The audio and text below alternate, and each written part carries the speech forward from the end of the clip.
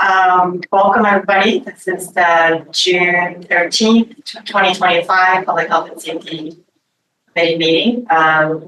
We'll start with actually, I guess let's just a quick introduction. I'm the chair of Public Health and Safety, Jean Bora. Cindy Rickers is here in the room, and we have Mike Samuelson online on Zoom. Mayor Andrew Twitch, Chief John String, Director of Public Works Jeff Alden, Borough Manager Maggie Dobbs, and Assistant Borough Manager Emily Gazzano, and we have Rebecca Starr, Chair of the Police Advisory Committee. And so we'll start with the approval of the April 2025 minutes. Then motion to approve. Move. I'll second. And all in favor? Okay, great. Minutes are approved. Thank you. And then we'll move on to discussion items. And so we'll start with the traffic calming policy. So I'll just start with some context. As you all know, the need for the formal traffic calming policy has been talked about within council and staff for many years. And we continue to hear from our residents that traffic concern is one of our top priorities. And so I also want to thank you, Cindy, for reminding us that John String serves the dual role of not just chief of police, but also director of public safety, right? Health and safety. Yeah, Public safety. health and Public health. yes. Okay. He does it all. And so National law. that role plays a key role in coordinating with the traffic safety and calming for the borough, including evaluating the requests that come in, and that role allows him just to approach traffic concerns more from a broader community safety perspective, instead of just the law enforcement perspective.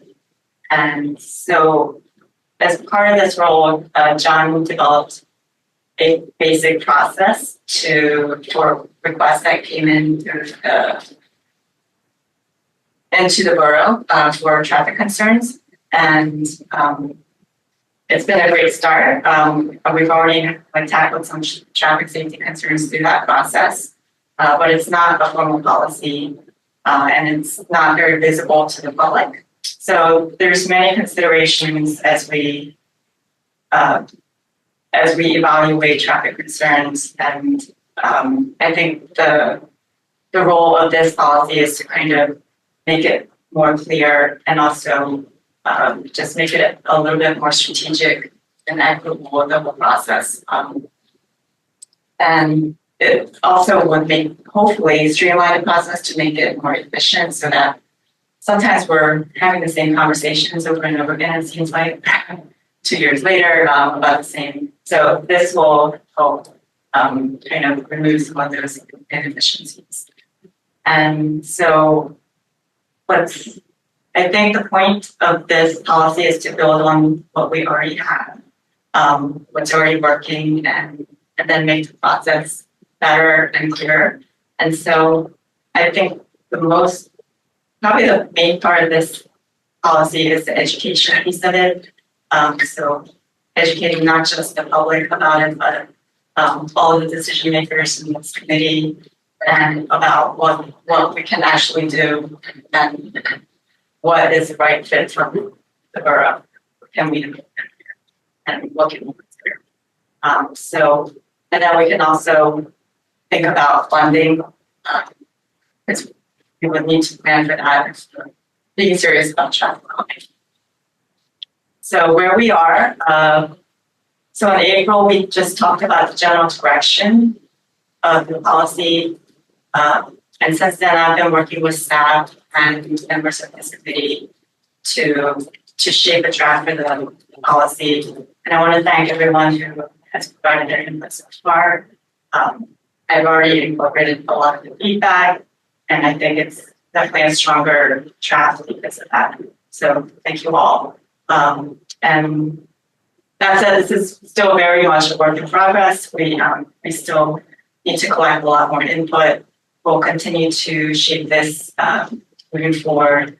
And then we'll also need input from the borough engineer and then the fire company as well. So we'll do that at maybe a later stage after we have the first pass at it. And then the idea is to keep this moving forward, eventually get it to a place where we can put it out to the public and get their public input as well. Does that sound good, everyone? To everyone? I'd like to thank you, Jean, for taking the lead on this, because for so many years, it's been a little bit piecemeal and over different, because council changes over time.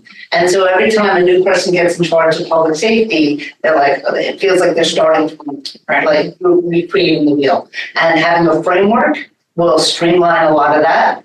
And I think it's more, and it's guidance. It's guidance, it's not, dogma. I think having some guidance for future people who sit at this table and future people who match the borough and future law enforcement is helpful. And so it stops the process of having to be creative. Yeah. I don't think we had a week, quite honestly. Yeah. And I don't think we had any iterative deliverables. In fact, what I would say is we were paralyzed by this notion that I agree upon, by the way, that you should theoretically do a holistic traffic calming review and plan. But we just know from experience that nothing happens. We become paralyzed. And at least my 8 years in council, that's what we saw nothing come because we were paralyzed. Prior to that, even when we did bigger studies, they sat there in the queue because they were too overwhelming. And, I never shared this with you yesterday. It was really my concern with the master park plan.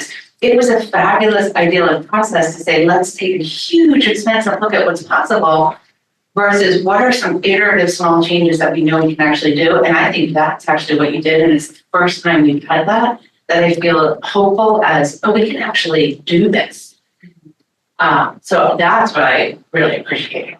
Yeah, and the fact of the matter is, we do have some past traffic studies. I know they're older, and they do have a lot of information. So we have information to go off of, and we have also the lived experience of all of our residents. I've been living here for 17 years, and I do feel like it's not a huge borough, so I feel like we do have a pretty good sense of like what the streets need and what they feel like for the streets basically. Okay, so I was going to do. I was just going to do. I know, Mike, you have to leave in 30 or at 10:30. Yeah. Yeah, 10:30. And I'll just sign off. I won't. Okay.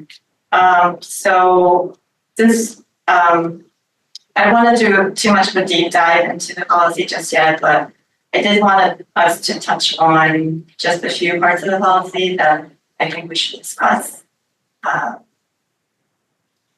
So the first part, and this has been circulated with everyone in this committee internally for now. So the policy lists 3 minimum criteria under the eligibility section. And the 3 criteria is 1, the street has to be a local road or minor collector and is borough owned and located on a residential or mixed use street. And 2, no traffic study has been conducted at the same location within the past 24 months, or the location has experienced a major change in traffic pattern.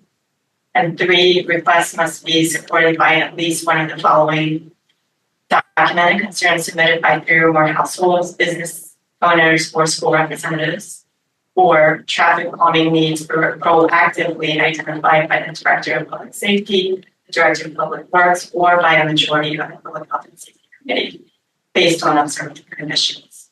So I want us to talk about the 24 months date and whether that's the right number for us in terms of the threshold for if we have done a traffic study in the past, what is the right time period to say, we're not going to repeat that until, is it 12 months, 24 months, is it longer than that, so I'm going to get a good question.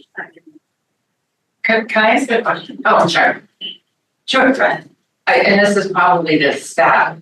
So I'll use my road for an example. In the past, they did 2 different separate traffic studies in Iona. The first one they did none of the interventions. And then 4 years later said, oh, let's redo the traffic study, which quite honestly is one of the reasons I ran for council. They said, why are you spending more money when you did none of the interventions from the first study? And I say that I can imagine that traffic study, despite being 15 years, is still pretty relevant, right? The width of the street has not changed, the traffic pattern has not changed. So 24 months to me feels really like a very low threshold, but I don't know what the professional standard is on if the infrastructure of the road and the traffic pattern haven't changed, could we extend that longer? Well, can I clarify first? Sure. By traffic study here, I'm not talking about like that kind of traffic study. We're talking about just collecting speed data, volume data, Oh. which we do internally at a pretty low cost. Okay, so I guess I would think of that as a review. When I read study, I was thinking, okay, our We can clarify that. Yeah, that's a good point. Okay. Then I take my question. Okay. And so we did talk about that. So this would be, yes, not a study and an engineering study. And we talked about what that would involve in terms of staff time and resources. So what the actual cost would be.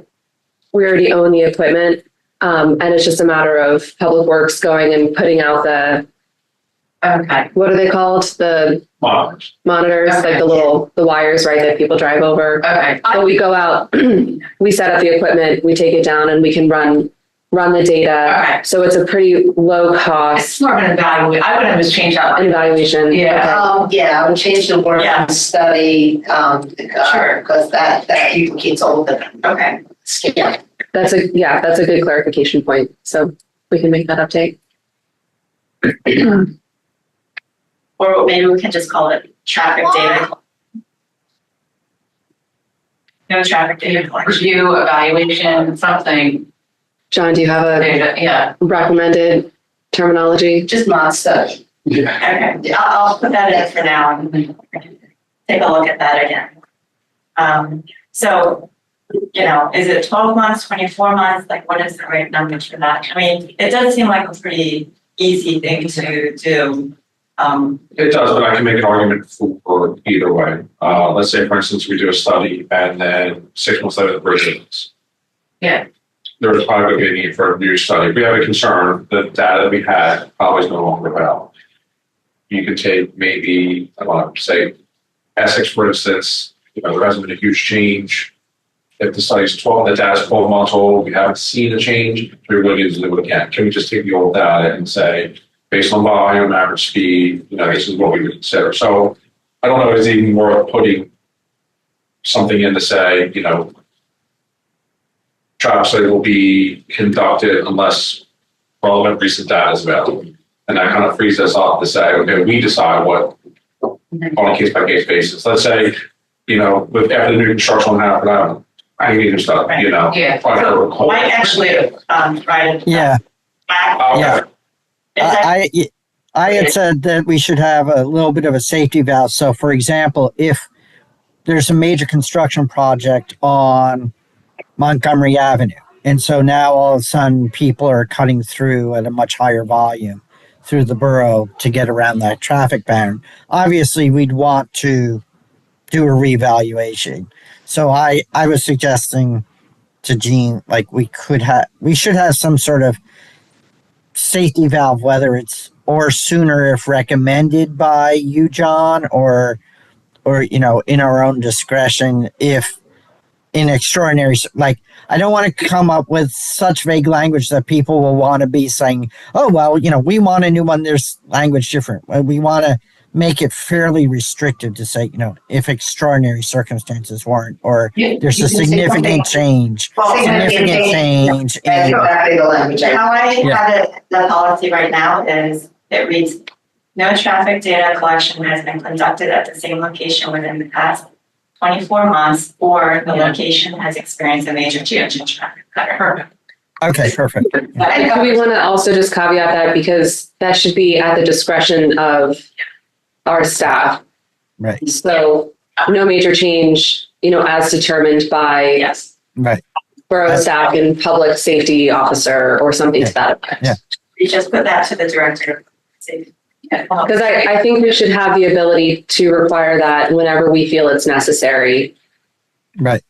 I also think, and John and Jeff, this is something that I think you've absolutely brought to this conversation, is the importance of differentiating the law enforcement traffic issues, which we know are really not the case, right? I mean, people are not speeding, so which then negates the issue for a law enforcement officer. However, that director of public health and safety not only incorporates, let's say, speed data, but kind of the lived experience and that qualitative data. This is the experience of the street for pedestrians. So I do think that it is more than just data collection, unless we're, defining it as like both qualitative and quantitative. It really is an evaluation that includes not only that quantitative data, but that secondary lens, which I think is important to underscore, right? Like you're not going to ticket traffic pattern. You're not going to ticket our way out of the experience of traffic. And that's where I think, Jeff, you really come in this partnership. And I think some of that subjective data comes through in the traffic concern itself, where they describe the issue, and then you follow. John, you've been doing a great job following up with all of those concerns and having individual one-on-one conversations with them. That Qualitative data, for sure. Okay. So back to the 24 months, like, does that sound like a good number? Or, I mean, we can just like put that out there and think about it and maybe we'll come back to it. You have those other caveats, so yeah, it's market guidance. Okay. Yeah. Then also in that same section, we have as a requirement documented concerns submitted by 3 or more households, business owners, or school representatives. And I was asking John if he thought that was about the right number. And then it does seem to be ticking on requests there. Should probably think about what that right number is. Very low pressure. It is, but I guess the caveat of our that being is if we say 10 and we have 4 or 5 just strong presence feel that their voices can be heard, they're not called. You know what I mean? So I think we still have the opportunities to kind of engage with them if we keep it a little bit lower, and it doesn't compel us to do the stuff at the same time. I might even have thought that. So in the effort of making sure that we're communicating and transparency, it might be better to do. Also, you have some shorter blocks, particularly in the business district, say like the 100 block of North Narberth, where there's not that many entities that are there. And yet you can have a significant problem, right? Like people going the wrong way, which is consistent. Right. It might just be like 3 houses. Yeah, there might not be that many houses, and so you gotta, you can't plot that. Right. Okay. And then I also want to, if there's no other thoughts on that, I also want to talk about the prioritization matrix. So this is pretty commonly done in other municipalities. They have a prioritization matrix to kind of score objectively for traffic calming measures and how to kind of rank them and give them a score, a total score. So things that are included in this one is criteria like speed, volume, crash history, pedestrian activity, whether it's a level 1 mitigation, and that means level 1 refers to low cost measures, the easier to implement measures. Whether there's resident support, over 60% of elected households, and that will be through petitions and support. whether it's identified in previous plans for improvement and located on a designated bicycle route, roadway program for resurfacing. A level 1 mitigation has already been attempted for the estate on that street without success, and local residential road as opposed to collector road, and identify cut through route or regional traffic patterns. So if it has like a higher traffic volume, or it's a regional cut through. So I don't think we need to really go through all of that, but are there any initial thoughts on that prioritization? But we can kind of finesse that, and maybe a good idea might be just to, on the streets that we've already implemented the traffic calming measures on, we could go through this process and or see where it comes up, and maybe do some other sample streets. That might be a good way to assess the veterans. Well, exercise and trying to, Right. yeah, I love that idea. And then the last part I wanted to go over was the toolbox of traffic calming measures. This is very much in like draft form. We don't. I'm still tweaking this, but this I believe is an important education piece when giving people information on what the costs for each of these measures are, where they can be implemented, what the pros and cons for each are, and what the considerations for each are. So it's providing that information to the public and also to and this is based generally off of the Lower Merion and Narberth Active Transportation Plan that was developed through that process. And so, but it's also been kind of modified to be a better fit for Narberth. A lot of the things that might work in Lower Merion might not in Narberth. And there's things that we might consider in Narberth that Lower Merion may not consider in their township. So I think I would like staff's input, and Jeff, I think I would like your input too in terms of a lot of these costs are based off of the FHWA, the Federal Highway Administration estimates, but I think you could probably do a lot of these projects internally as well, and the cost would be a lot less. So maybe we can provide those estimates as well. So that, I know you have under cost maintenance on the police staff time, but I do think perhaps it's worth adding that up, the operation cost, public works time, and staff time as well. yeah, I think we'll go through it. I mean, the fact is, I think all of these will take up police and public works time.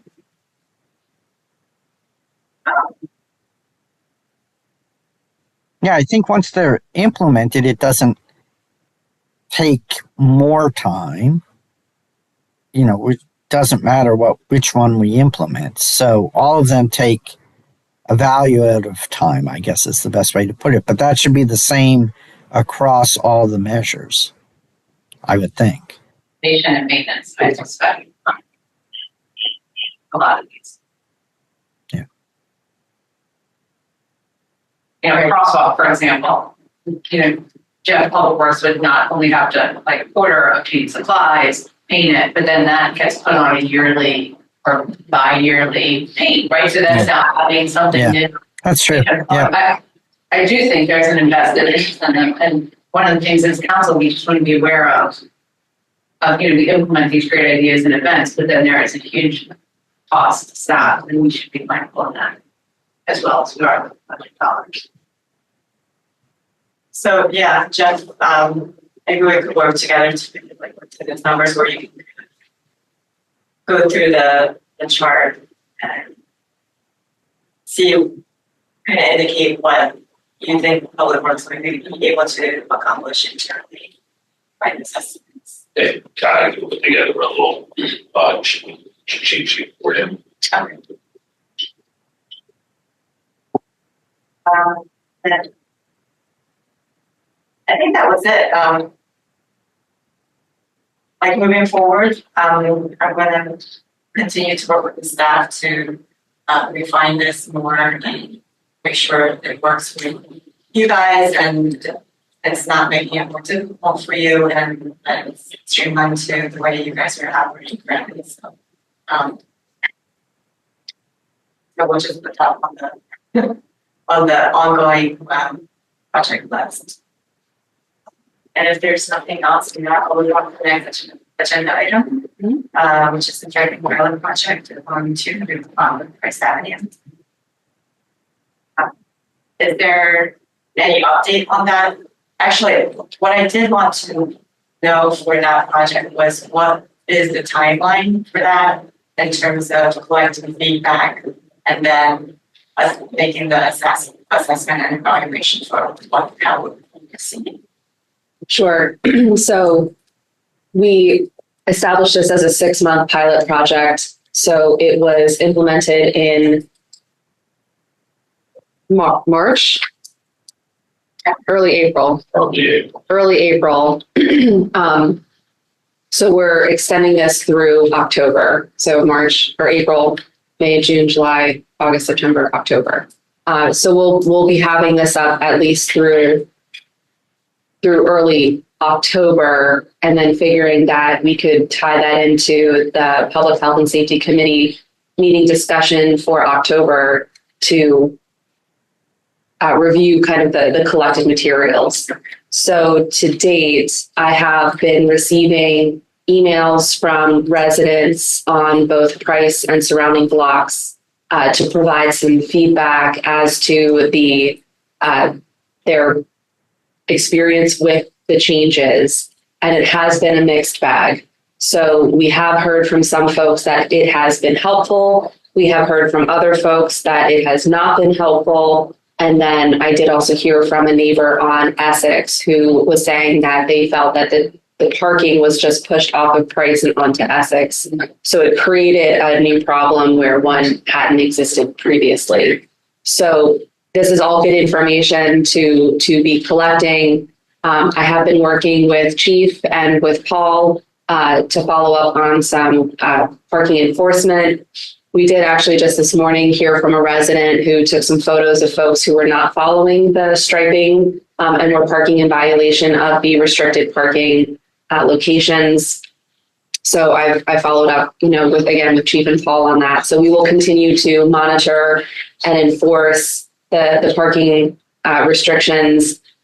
We had initially talked internally about just having Paul provide warning letters to folks as opposed to issuing parking tickets right away, just because this is a new program. Yeah. So we're kind of phasing the enforcement, and so we don't want to be too punitive kind of off the bat, given that this is a temporary pilot and we're just looking to evaluate the impacts. So we will continue to work on that, and I encourage all residents to reach out if they have questions. Thanks, Mike. Sure. Thank you. Sorry. Mike. So I just encourage all residents to reach out if they have questions. We did send out the letter to all of the neighbors at the end of March, early April, when we, prior to implementation of the program, just to alert them to the fact that this was coming. And it did provide the email address. So we did provide the info email address, so info@narberthpa.gov. Most people actually have been emailing me directly, which is fine. So either way you want to do that, we will be receiving that feedback. So if you want to email me directly or to the info account, and then of course, if anything comes through on MyGov, we'll also flag it there. So however you want to provide the feedback, we are collecting it. So you do receive it if it goes to the info. Yes. I feel like sometimes people ask me, like, where does it actually go? I hope it's not just disappearing. No. So you do receive it. Yeah, we all actually, the whole office has access to the info account. So it's just whoever the email pertains to is the one who typically grabs it from that email account. So it does go to a physical person and actual multiple persons. So do we want to just kind of wait until October to collectively review that feedback from all of the residents and then assess them? And like what would that process look like? Is that a recommendation like to come forward from this whole committee? Yeah, so I did send you the link on the SharePoint where the emails, so I've been saving those, so council does have access to them. So you're welcome to read them at any point in time. But yes, what we can do leading up to the October PHNS meeting is to compile all of the feedback that we've received to date. And then, I don't know, John, if it makes sense for you and me and Paul to sit down and kind of just come up with a memo of what we've been experiencing from a staffing and enforcement perspective, just to provide our feedback, and then all of that can go into a compilation that can be reviewed then ahead of the October meeting by this committee to provide then feedback as to what we want to do for next steps. If we want to formalize, if we want to modify the striping, if there's particular areas that have been identified as not being particularly effective, or if we just want to say this didn't accomplish, what we were hoping it did, and so then we can just remove the paint. So whatever the options are. So sky's the limit kind of on how you want to make recommendations for moving forward with it. But yes, all of that information will be made available to you. So all the public feedback, and then we'll do a staff memo as well. That sounds good. Okay. So if there's nothing more on that, we move on to the next agenda item, which is pedestrian bike accessibility. I don't believe we have any updates from Lower Marion that there hasn't been any movement either the mainline greenway or the active transportation. So no updates on that. And the next agenda item is special event from proposal. And Emily, you prepared a memo on that. So do you guys want to talk about that and give some background? Sure. So just on the amount of events we have here, we were looking to streamline the process, make sure that things are in order, and we can help prepare the applicant as well as preparing the borough and the community for events. We looked at a few other municipalities in the area that have similar events to ours. The information was largely based off of Lower Marion's application. They have a really comprehensive application that I think could be really helpful to us. And what's unique to Narberth is the amount of legacy events, we call them. So we came up with a definition for legacy events because they would be somewhat or entirely exempt from any of the fees associated with the special event permit. And we were thinking it could be any event that's operated for 10 or more years prior to 2025, with the exception of any cancellations for COVID-19. And that seemed to fit most of the events. There were a few we were a little unsure of. We weren't sure how long they've been going on, but we put them on the list on the memo. But now we're really just looking for feedback of what you think of the process as it was outlined, and any thoughts or concerns you have about special events as we move forward. I'm curious how many legacy events you came up with. At least a dozen. Probably closer to 15. Yeah. 15? Around there, yeah. That's not surprising. I was going to say most of the events, most of the recurring events fall under the legacy definition. So let me just pull up the memo and we can go through. And since you all have lived in the community a lot longer, maybe you can provide some feedback on some of these events. So let me just grab this.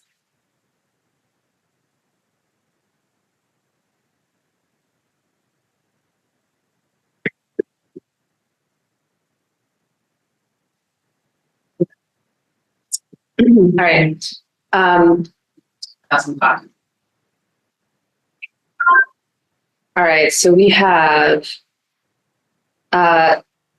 First Fridays are those. So again, we're looking at 10 years consecutively prior to 2025 minus COVID cancellations. It's probably right there, 10 years. Near about Yeah. Which one was it? First Fridays. Probably not. Yeah. Okay. And so we'll just kind of quickly go through these. If there's any that we need to follow up on, we can certainly do so as we move forward.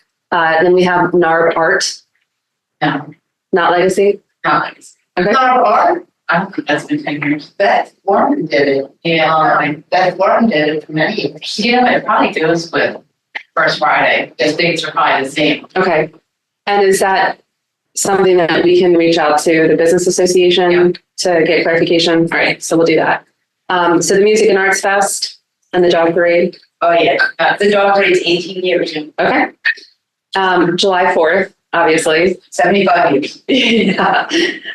The Scavenger Hunt. That's 14. Okay. Dickens Fest. Oh, yeah. Halloween Parade. Yeah. NARB Earth Day. The Leprechaun Hunt. Yeah. Easter Egg Hunt. Yeah. The Farmer's Market. Now, Not like Legacy. there are 2 or 3. It's a newer. This one's new. Okay. That's a newer thing. The 5 mile Narberth run. Oh, yeah. That's what, 30? 30 years. We just did? Okay. We just had 30 events. That's right. The Memorial Day parade. Forever. The Wednesday, the weekly summer concerts, the Wednesday Yeah. concerts. Forever. Yeah.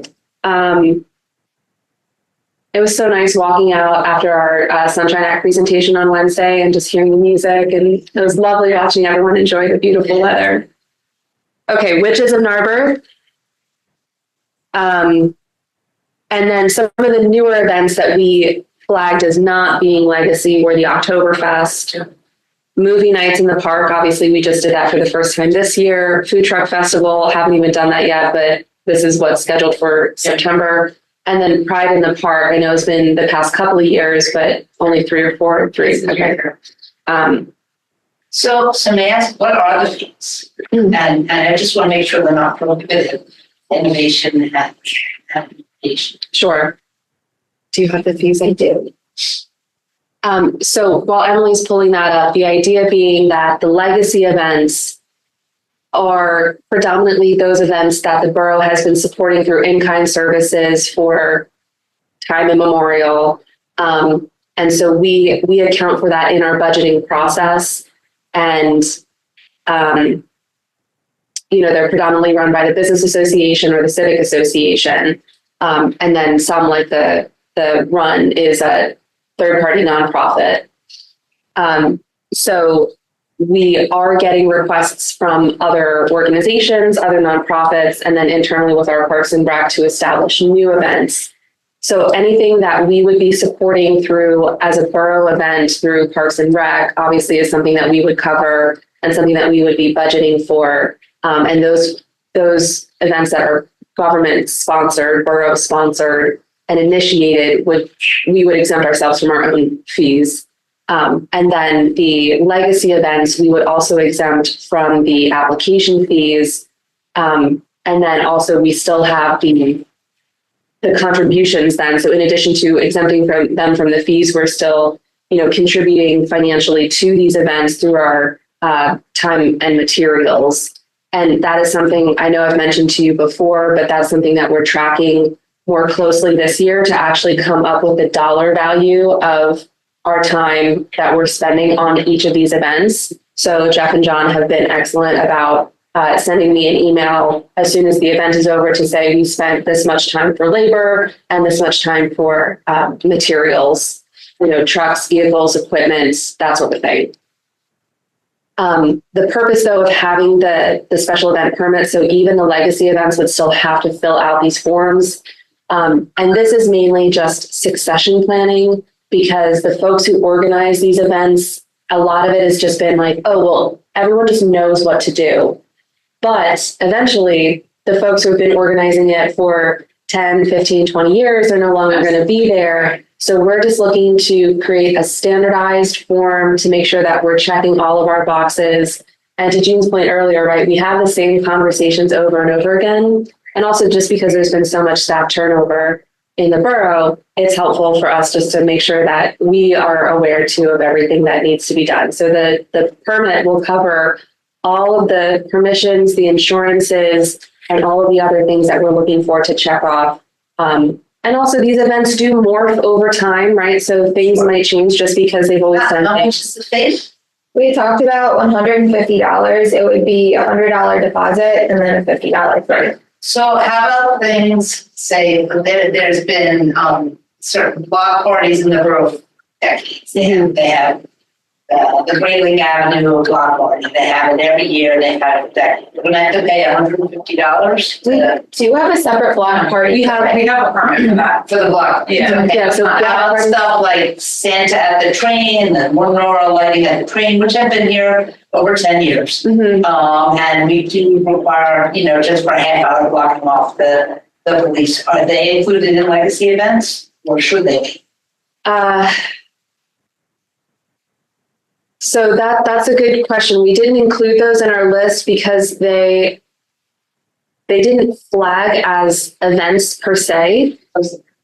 They close Station Circle. Menorah lighting, yeah, just for like a half hour. Right. And it's not a labor intensive event. Right. I want to make sure that they're not going to have to pay $150 to let them know. Yeah. Or the stands at the station. Right. Yeah. Okay, let's connect later about those specifically because I'm not sure because we didn't flag them as events. Okay. And I don't know if they would qualify necessarily under what we actually define as events. Okay. But if they are and they need to, fill out the form, if they are legacy events, then yes, they would be exempt from the fees. But I don't think we've ever. They close Station Circle. Yeah. Okay. And just generally there's an officer there for 20 minutes after. Okay. But it's like I said, it's not a labor intensive. Right. But I just want to make sure they're not going to get caught in the net. Okay. I'll coordinate with Chief about that one as well, and just. I don't know if it even qualifies as an event, given that it's kind of a small, organic, like, it's a little organic thing, but it's a very good thing, and yeah, it adds a lot to the borough, and people enjoy it. yeah. Okay, all right, great. We'll definitely take a look at those two events and see where they fit in, if they would even get captured in the requirement to submit a permit or not. Right. Okay. And if they do, I would like to see them included. Well, it sounds like they would meet the definition of legacy if they've been doing it for more than 10 years. So either way, they would be legacy. Sure. Yeah. Okay. I'm wondering how it would work then for the borough events, which is like the movie night through Parks and Rec Board, Mhm. movie nights or trip to school. They don't have a budget or any kind of funds, so We do charge ourselves.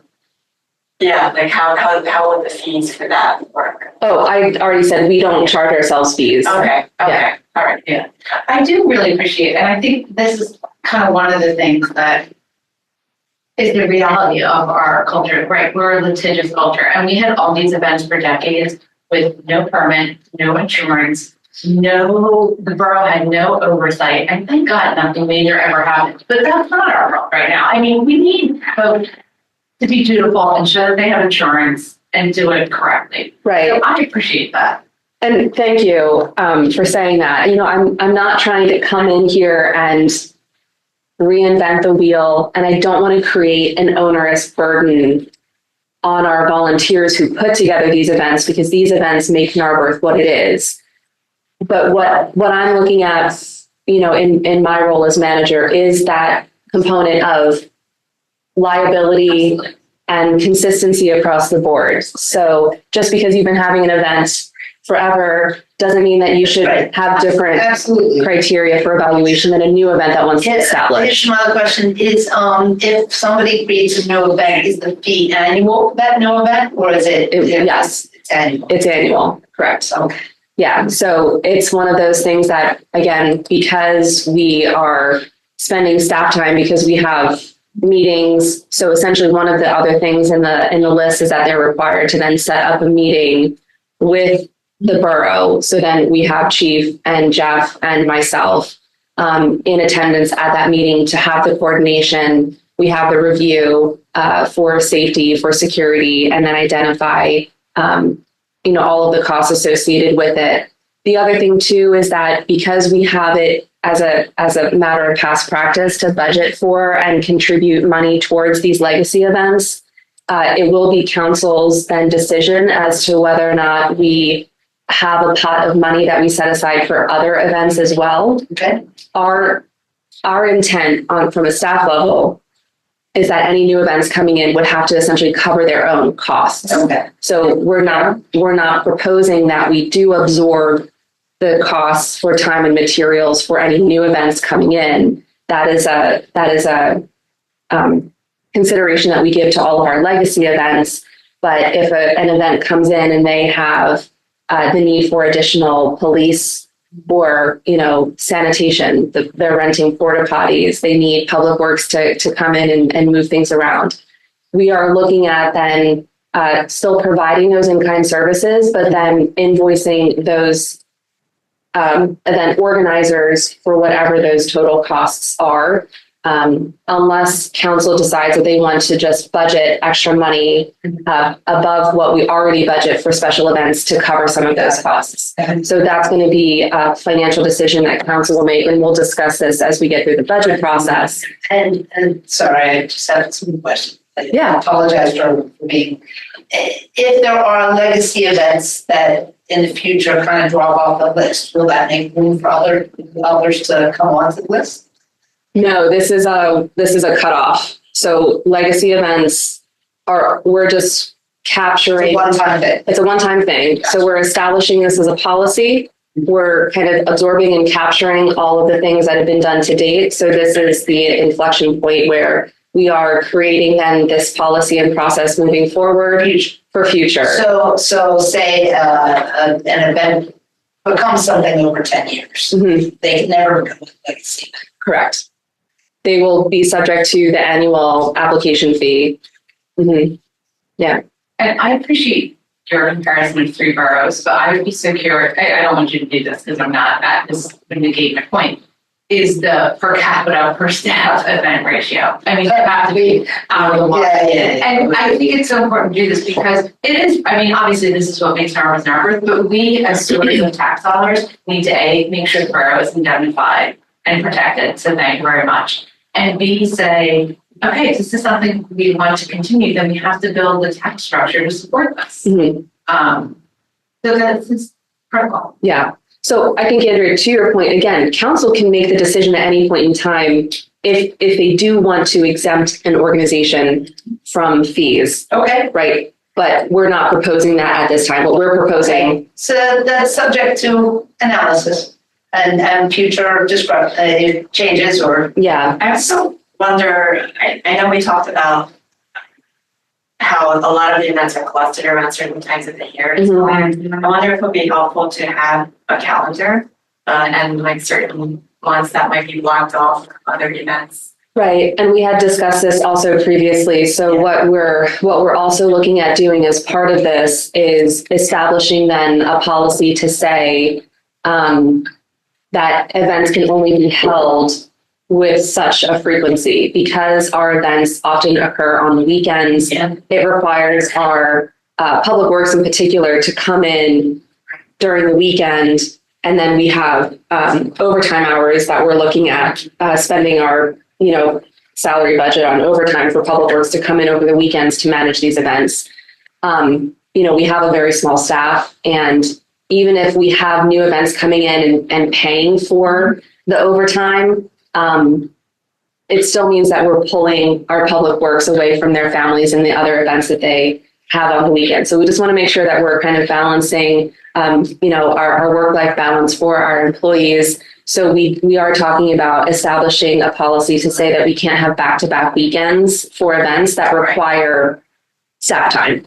Not to say that we can't have events on consecutive weekends, but we couldn't have a special event that requires the staff time to come in, just to protect our employees and make sure that we're not making them work 7 days a week for weeks on end. Absolutely.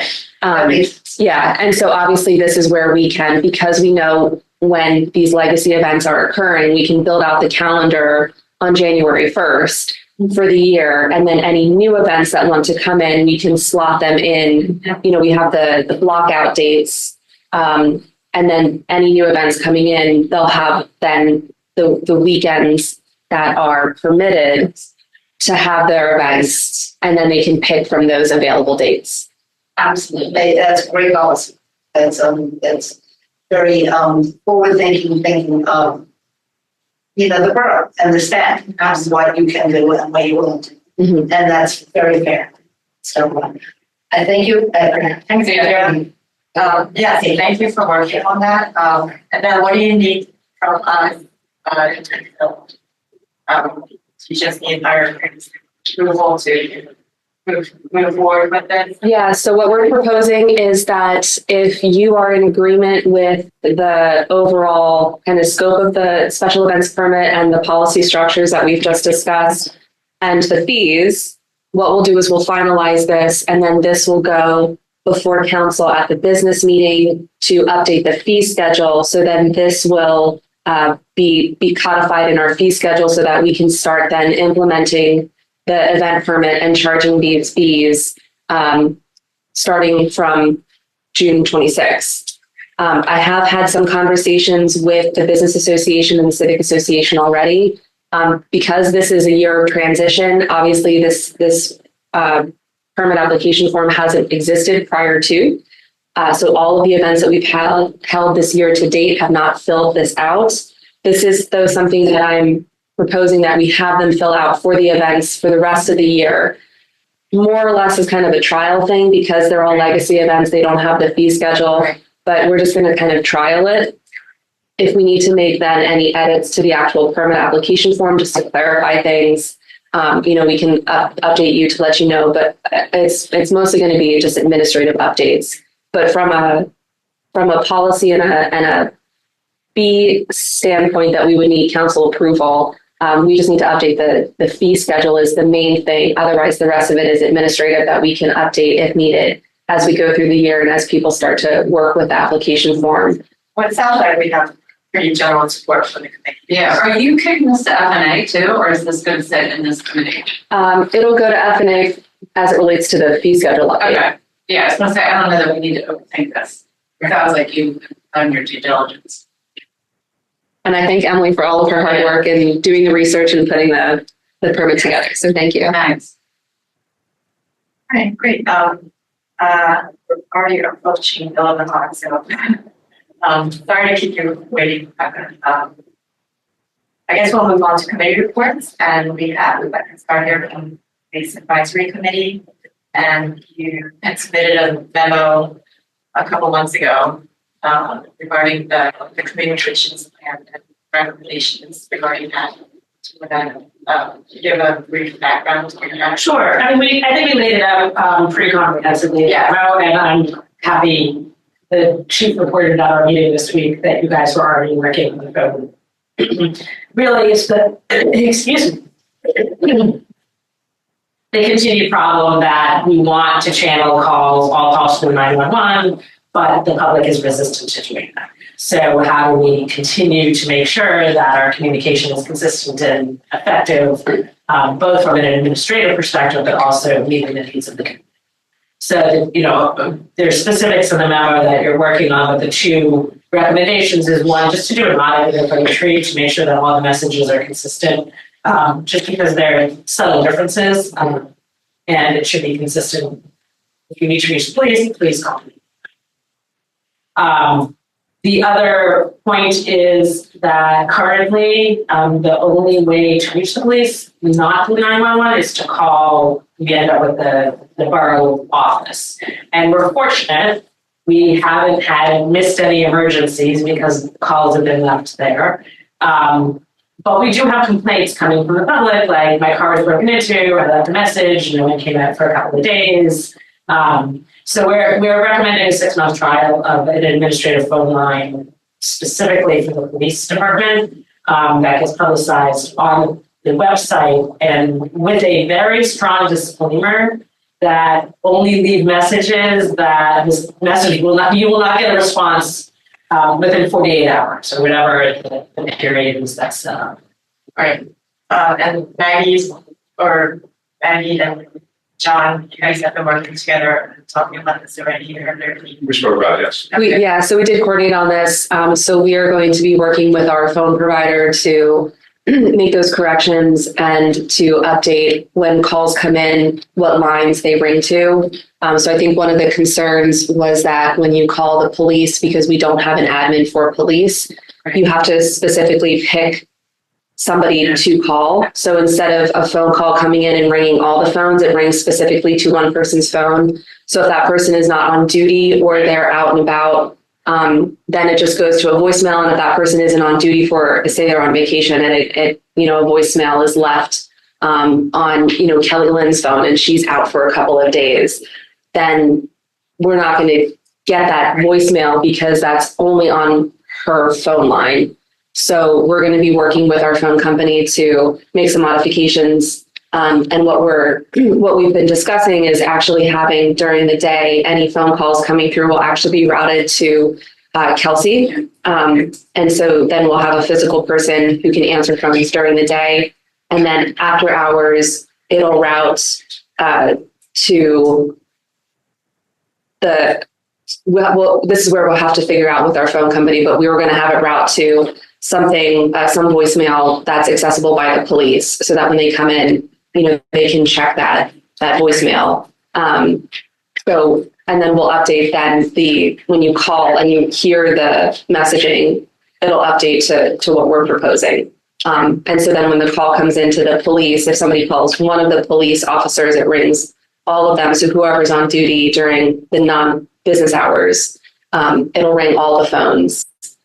So we will be updating that and we'll coordinate on how that looks, and then we'll update the website as well with that contact information. That's great. Thank you. You're welcome. This is the number one complaint and issue with policing. So I'm thrilled that people want to be able to call and talk to somebody. And it's so frustrating as a resident instead of myself. So thank you for spearheading this. Yes, thank you.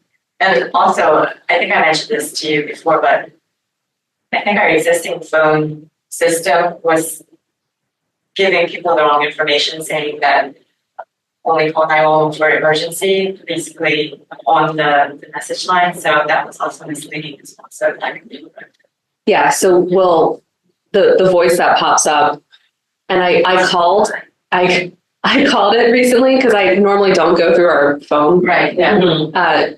Answering services. So I listened to the whole thing. Yeah. I don't know who the voice was. It's very old. Is it Cynthia? Oh, yeah, we should update that. It's very cheery. It's very I love it, cheery. The other thing is there's different, I think if the offices, like Katie and I both called and got different messages. Yeah. So I don't know if it's different if like the office is open or if the office is closed. It does change. Different message, Right. and what people should do. Yeah, and that is because the phone system is set up to route through a certain protocol during open office hours versus out of office hours. Makes sense. So we will go through and make sure to update all of that, and we'll have a new voice recording to cover everything. So we'll give it a full update. This is great. I mean, it's consistent. We have such a wonderful chief, right? And where the other thing that what we're doing right now is we just started the annual review for the data for last year. As we told you after our first report that we wanted to try to do this every year to make sure that we can get on top of any problems. 1 year data does not indicate trends. 2 year data may not indicate trends, but it can begin to see if there's anything that we need to look at. But the biggest observation is just how many different types of things our police department does. It's obviously not all armed calls. It's not all traditional policing. So I think having this kind of communication plan is consistent with what our community actually looks for in the police. Thank you. It's great. It's a very long thing. All right. With that, we'll move on to departmental reports. Any report from the police? Nothing other than what's attached to the agenda. And then I don't see anyone in the public or anyone online. Do we have anything from fire company? Is that in the packet or? I'm actually not sure if that got incorporated into the packet, so we'll make sure that it gets sent out. It'll also be in the business. Okay. I just briefly wanted to touch base when you see it, there was the big response at the Thomas Wynn Apartments a couple weeks ago. I don't know if you recall, we had the road blocked off for a little bit. But that was in response to fire emergency over at Thomas Wynn. Okay. So you'll see that in the report, but nothing else of major note that I saw in that. Okay, thank you. I'll take a motion to adjourn. And I'll second. All in favor? And we are adjourned at 11:01 a.m. Great, thank you.